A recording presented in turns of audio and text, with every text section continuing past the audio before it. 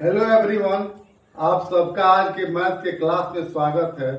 मैं आज आप लोगों को बताऊंगा कि कोई समानांतर चतुर्भुज दिया गया हो जिसकी संलग्न भुजाओं का अनुपात मालूम हो और उसका परिमाप मालूम हो तो कैसे उनकी भुजाओं को हम ज्ञात करेंगे। इसे स्पष्ट करने के लिए हम कुछ प्रश्नों का सहारा लेंगे। यहाँ पर प्रश्न दिया हुआ है कि किसी समानांतर चतुर्भुज की संलग्न भुजाओं का अनुपात 2:3 है और उनका परिमाप 60 सेंटीमीटर है, तो समानांतर चतुर्भुज की भुजाओं को निकालें।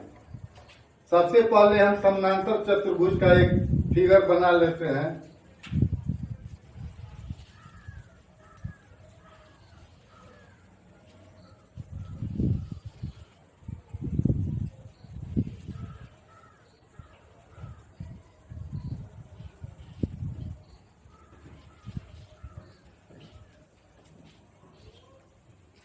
यहाँ पर ए बी सी डी एक समानांतर चतुर्भुज है। तो समानांतर चतुर्भुज का यह गुण होता है कि समानांतर भुजाओं की लंबाई बराबर होती है। तो ए बी समानांतर सी डी अर्थात ए बी और सी डी बराबर होंगे। उसी तरह से ए सी समानांतर बी डी, इसलिए ए सी और बी डी आपस में बराबर होंगे, मैंने उनकी लंबाई बराबर होगी। तो यहाँ प्रश्न में दिया हुआ है कि संलग्न जो भुजा है ए सी और सी डी, इसका अनुपात दिया हुआ है 2:3। उभयनिष्ठ गुणनखंड हम मान लेते हैं इन दोनों भुजाओं में है x, इसलिए ए सी बराबर 2x और सी डी बराबर 3x। और परिमाप दिया हुआ है कितना, 60 सेंटीमीटर। समानांतर चतुर्भुज का परिमाप होता है 2 गुणे संलग्न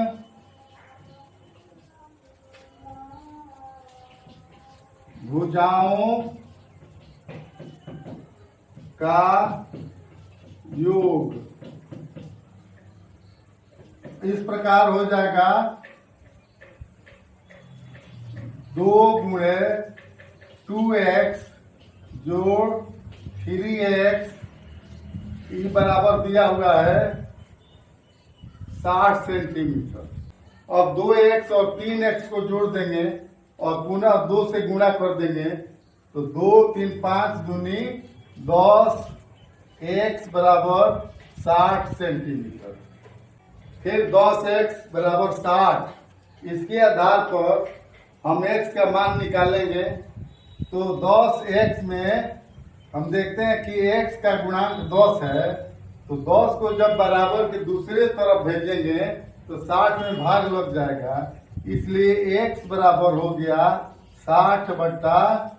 0 0 कट गया या x बराबर हो गया 6। उभयनिष्ठ गुणनखंड जो है उसका मान हमने निकाल दिया, x का मान निकाल दिया हमने 6। इसलिए अब लंबाई निकालने में हमको काफी सहूलियत हो जाएगी। इसलिए ए सी बराबर बी डी बराबर 2x बराबर हो जाएगा 2 गुणे x का मान हमने निकाल दिया है 6, तो 6 से गुणा कर देंगे, इसलिए ये हो जाएगा 6 दूनी 12 सेंटीमीटर। अब 2 भुजाओं की लंबाई निकाल दिया गया, ए सी और बी डी, कितना 12 सेंटीमीटर। फिर अब ए बी और सी डी बराबर है, बराबर 3x। फिर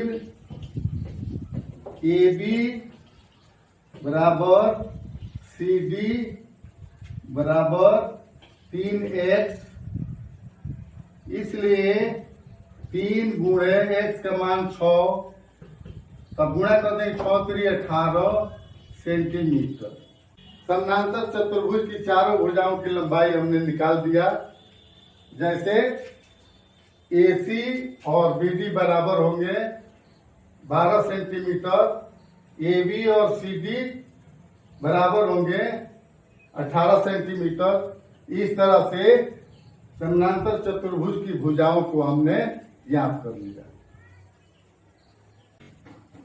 इस अवधारणा को स्पष्ट करने के लिए एक अन्य सवाल को हम उदाहरण के तौर पर लेते हैं। जैसे दिया हुआ है किसी समानांतर चतुर्भुज की संलग्न भुजाओं का अनुपात 2:3 है और उनका परिमाप 40 सेंटीमीटर है, तो समानांतर चतुर्भुज की भुजाओं को निकालें। सबसे पहले हम समानांतर चतुर्भुज का एक फिगर बना लेते हैं।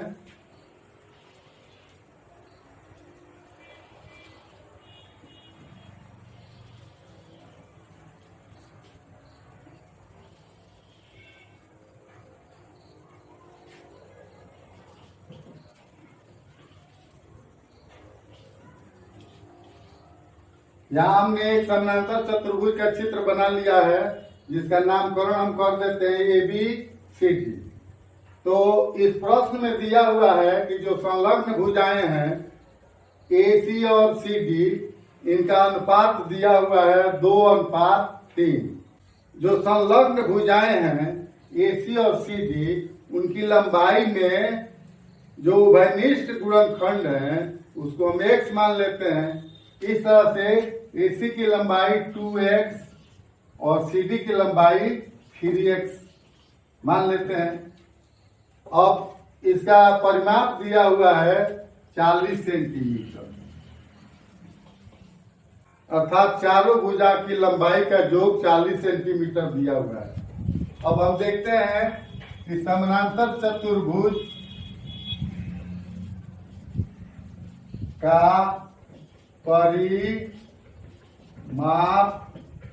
बराबर 2 गुणे संलग्न भुजाओं का योग। समानांतर चतुर्भुज का परिमाप बराबर 2 गुणे संलग्न भुजाओं का योग। तो यहाँ पर संलग्न भुजा है 3x और 2x, आई बराबर दिया हुआ है 40 सेंटीमीटर। अब इसको 3 2 5 दूनी 10x बराबर 40 सेंटीमीटर। अब x का मान निकालने के लिए 40 में हम भाग देते हैं 10 से, कट गया, x बराबर हो गया 4। अब आसानी से इनकी भुजाओं को ज्ञात कर लेते हैं। AC बराबर BD बराबर 2x बराबर हो जाएगा 2 गुणे 4 बराबर 8 सेंटीमीटर। उसी तरह से अन्य दो भुजाएं हैं AB बराबर CD बराबर 3x बराबर 3 गुणे 4 बराबर 4 तिहाई 12 सेंटीमीटर। इस तरह समानांतर चतुर्भुज की संलग्न भुजाओं का यदि अनुपात मालूम हो और उसका परिमाप मालूम हो तो आसानी से हम इनकी भुजाओं को ज्ञात कर लेते हैं।